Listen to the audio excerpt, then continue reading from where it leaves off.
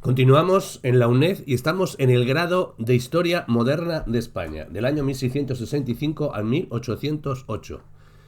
Y estamos hablando de textos y sus comentarios. El siguiente texto es Las bases para las nuevas poblaciones de Sierra Morena y fuero de sus pobladores, 1767. Real Cédula de 5 de julio de 1767.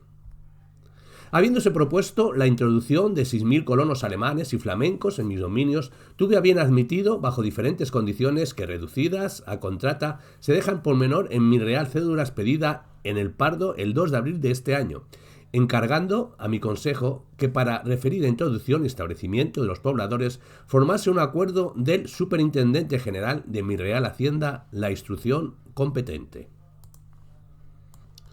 Introducción. El primer cuidado del superintendente de dichas poblaciones debe de estar en elegir los sitios en que se han de establecer y en que sean sanos, bien ventilados, sin aguas estadizas y que ocasionen intemperie. Cada población podrá ser de 15, 20 o 30 casas a lo más, dándole la extensión conveniente. Será libre al superintendente establecer estas casas contiguas unas a otras o inmediatas a la hacienda que se asigne a cada poblador para que la tenga cercana y la pueda cerrar y cultivar, sin perder tiempo en ir y venir a las labores, adoptando con preferencia este último método siempre que la situación del terreno lo permita o lo facilite. A cada vecino poblador se le dará, en lo que llaman navas, a campos 50 fanegas de tierra de labor por dotación y repartimento suyo. Bien entendido que si alguna parte del terreno del respectivo lugar fuera regadío, se repartirá a todos proporcionalmente. En los collados y laderas se les repartirá además algún terreno para plantío de árboles y viñas y les quedará libertad en los valles y montes para aprovechar los pastos con sus vacas, ovejas, cabras, puercos y lo mismo la leña. Cada 3 o 4 poblaciones, o 5, si la situación lo pide, formarán una feligresía o concejo con un diputado cada una, que serán los regidores de tal concejo y que tendrán un párroco, un alcalde y un personero común para todos los pueblos. Bien entendido que ninguno de estos oficiales podrá jamás transmutarse en perpetuo, por deber ser electivos constantemente y permanentemente, para evitar estos nuevos pueblos de los daños que experimentan los antiguos con tales enajenaciones. La elección del párroco, por ahora, ha de ser precisamente del idioma de los mismos pobladores, pero en cesando la necesidad de valerse de sacerdotes extranjeros, la elección se ha de hacer en concurso, con relación de todos los probados, para que la Cámara consulte y nombre a su majestad por su real patronato. Novísima recopilación de las leyes de España, tomo 3, libro 7, título 22. Hagamos el comentario de texto. El texto es de carácter judicial, oficial, de autor individual y de carácter privado, pues es una recopilación incluida en el Real Decreto de las nuevas poblaciones de Sierra Morena del 5 de julio de 1767, aunque como luego veremos fue redactado y firmado por el rey Carlos III el día 2 de abril de ese mismo año, encargado por el monarca español Carlos III al intendente general de los 4 reinos de Andalucía, Pablo de Olavide y Jáuregui, dentro del proyecto ilustrado elaborado por Campomanes, que consistía en poblar las grandes extensiones despobladas existentes en el curso del Camino Real de Andalucía. Además, es un texto de fuente secundaria y que se nos presenta como parte de una obra de recopilación de posterior fecha, 1805, llamada Novísima Recopilación de las Leyes de España, realizada por Juan de la Reguera, Valdelomar, relator de la Chancillería de Granada, ante la necesidad del monarca español Carlos IV de disponer de un cuerpo legal actualizado, y le encargó elaborar un cuerpo metódico de legislación que refundiera todo en una sola obra orgánica, de la que formaba parte este texto y llamada como anterior comentado, la cual se convirtió en el texto fundamental para los estudios de derecho, ya que los Borbones habían logrado introducir en las universidades el derecho real frente al derecho común y se mantuvo vigente hasta la aprobación del Código Civil de 1889, siendo derogada de forma paulatina a medida que se fueron promulgando las constituciones y los diferentes códigos. Además, consta de 12 libros, 340 títulos y contiene 4.020 leyes, autos y pragmáticas con un amplio y útil índice final por materias y disposiciones. El texto lo podemos dividir en 2 partes diferenciadas por su contenido. Una, la exposición del hecho causante de este Real Cédula. Y 2, es la instrucción del Real Decreto. En cuanto a la primera, la exposición del hecho causante de esta Real Cédula, que no es otro que la admisión, por parte del monarca, de la propuesta de repoblación de extranjeros en territorio patrio, Sierra Morena en su parte jaína, con condiciones recogidas en las ya mencionadas cédula. El Pardo, 2 de abril de 1767, finalizando el párrafo con la orden a quienes debían llevar a cabo de la instrucción, que no eran otros que el Consejo de Castilla, donde dice al mi consejo, órgano de gobierno que se encargaba de los temas legislativos, y el superintendente general de la Real Hacienda, órgano que administraba las rentas más productivas de la corona, los derechos de aduanas y los derivados de los reales estancos del tabaco, de la sal y del plomo, entre otros. Y en el segundo punto, que es la instrucción del Real Decreto, donde recoge todas las condiciones que deben cumplir los colonos para su establecimiento o las que deben seguir sus pobladores, tales como buen sitio de establecimiento y con condiciones favorables al asentamiento. El número máximo de viviendas que permite el texto, número de habitantes, disposición de las viviendas que facilite la cercanía del campo de labranza a cada uno de los repobladores, maximizando así esfuerzo productivo, número de fanegas, unidad de medida tanto de capacidad o volumen como de superficie que se usaba para medir sobre todo cereales, como fincas agrícolas, y estas repartidas a cada colono. El número de poblaciones que conformaría un concejo, que es un conjunto de poblaciones bajo un mismo ayuntamiento, o feligresía, que es una de las partes de la diócesis resultantes de la separación territorial en la organización de la Iglesia Católica, y que asigna a cada territorio su correspondencia iglesia con pueblos y lugares determinados, así como los representantes institucionales y eclesiásticos de los que podrán contar y su carácter caduco, para no tener los problemas de las viejas divisiones territoriales, y finalmente la decisión de mantener un párroco del idioma de los colonos, hasta que se adapten y por tanto pasaría a ser cargo electivo. Las nuevas poblaciones de Sierra Morena y Andalucía se van gestando desde el reinado de Fernando VI, 1746-1759, para llegar a materializarse con el equipo ilustrado de Carlos III, 1759-1788. La propuesta que en mayo de 1766 había hecho a Carlos III el aventurero Gaspar Trujillo de contratar obreros alemanes y flamencos para revalorizar las tierras de América del Sur se vio sustituida, merced a un extenso informe de Olavide, por la de traer los colonos a España, a fin de establecerlos en los despoblados parajes de Sierra Morena.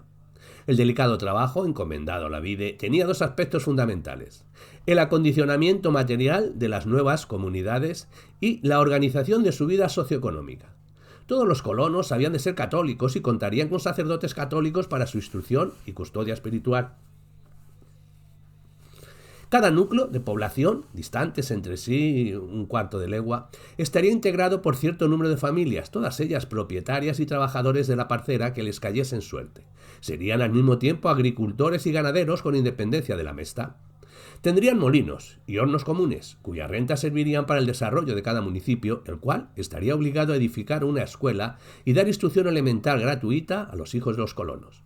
Pero existía también la prohibición expresa de fundar centros medios y superiores de enseñanza, a fin de consolidar la colonización agrícola, evitando las tentaciones de absentismo de los jóvenes por dedicación a profesiones liberales o a la vida monarcal.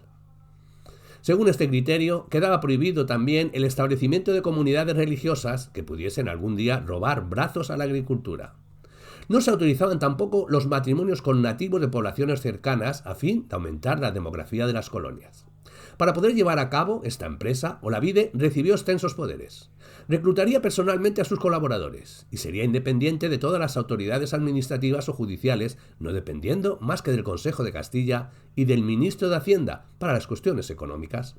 Campomanes puso a su disposición el ganado, los granos, muebles y utensilios agrícolas procedentes de los extinguidos colegios andaluces de los jesuitas, además de cuantiosas sumas extraídas de sus rentas. La colonización va a llevarse a la práctica en 3 o 4 zonas bien diferenciadas de la geografía andaluza durante los años 1767 al 68. Nombraríamos las llamadas nuevas poblaciones de Sierra Morena en Jaén, con 22 núcleos y con capital en la Carolina. Era el llamado desierto de Sierra Morena, con 50 kilómetros, sin un alma entre el Viso del Marqués y Bailén.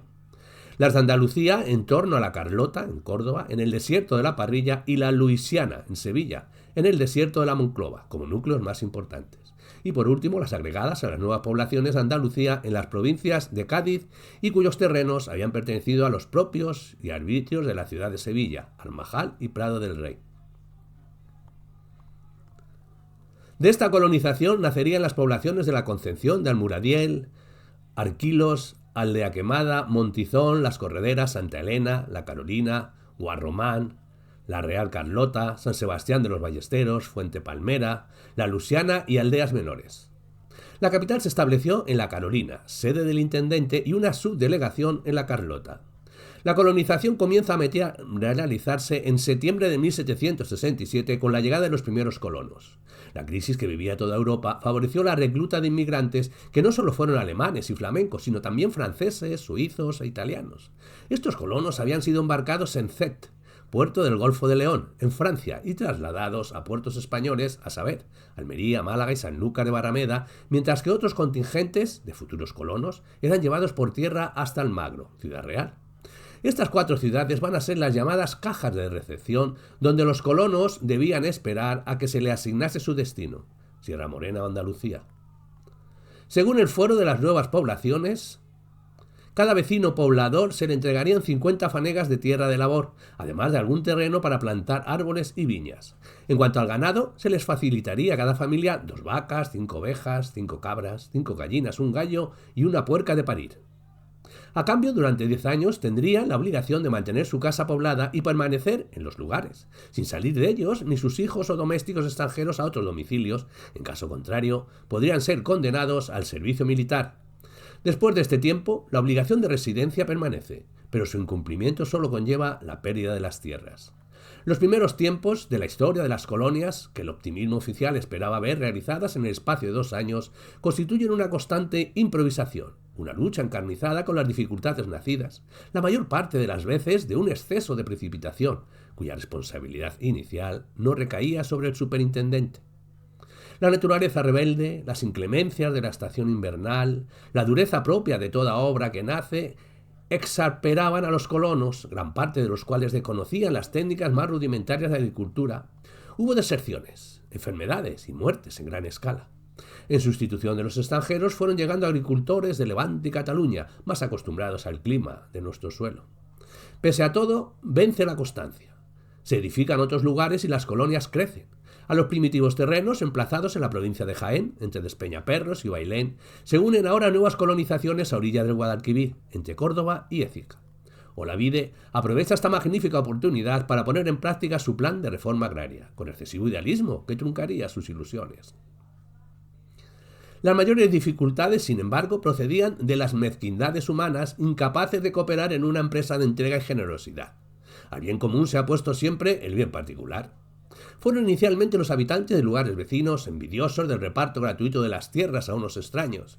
Vinieron después los ricos ganaderos, que veían limitados los antiguos baldíos donde pastaban sus reses, municipios como el de Écija, que se apresuró a interponer un recurso ante el Consejo de Castilla por creer lesionados sus derechos. Por otra parte, las quejas y lamentaciones de los propios colonos se extendieron más allá de nuestras fronteras. Los capuchinos alemanes, que servían de directores espirituales en las colonias, emprendieron una campaña de difamación y desprestigio contra el intendente y sus colaboradores. El gobierno nombró un visitador que humilló a Olavide, suspendido temporalmente en sus funciones.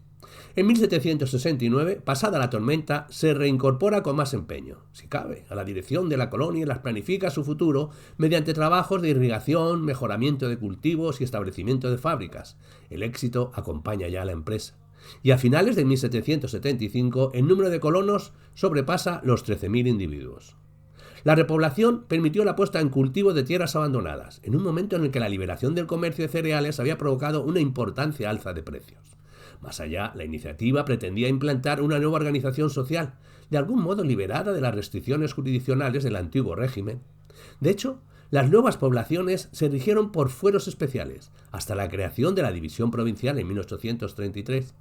La colonización supuso un proyecto de ordenación de territorio que abarcaba además la división de los lotes de tierras de los colonos y la creación de más de 30 nuevos núcleos de población y aldeas, los diseminados, organizados y jerarquizados a través de las capitales antes mencionadas de la Carolina y la Carlota.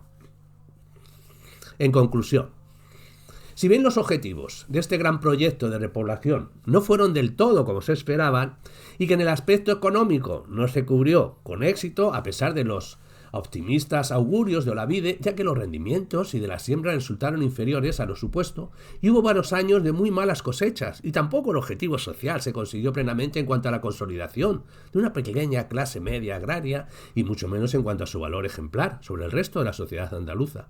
El objetivo mayor que se había cumplido fue el de hacer transitable en un medio civilizado el camino real hacia Andalucía. El bandidaje no quedó del todo erradicado e incluso se reavivó después de la Guerra de la Independencia. Pero las nuevas poblaciones fueron un experimento en la lucha contra el bandolerismo, no solo con medios represivos, sino con afirmaciones positivas y con resultados satisfactorios.